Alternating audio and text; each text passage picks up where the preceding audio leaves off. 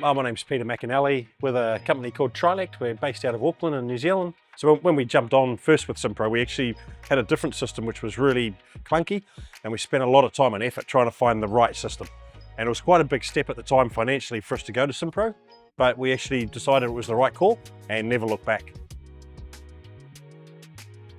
Yeah, look, we have been using it a lot in the business, and there's lots of advantages to it. Me, myself, just with my age, not quite as techo as some of the younger fellas that get into it a lot more, but what's already changed in the company is great. And what Simpro's doing is basically going to be doing what we're trying to do on steroids, so it's going to save us a small fortune by just picking back onto the back of Simpro to get this information that we need out for the reporting. Very excited about what they're going to bring out in Symposium later on in the year, and actually try and amalgamate possibly what's going to be coming into Simpro rather than just reporting on it. But the SimTrack information looks great, and what they've got planned in the next 6 months and actually mapping it out month by month was quite exciting to see. Watch out, it's going to be a pretty cool 6 months by the sounds of it.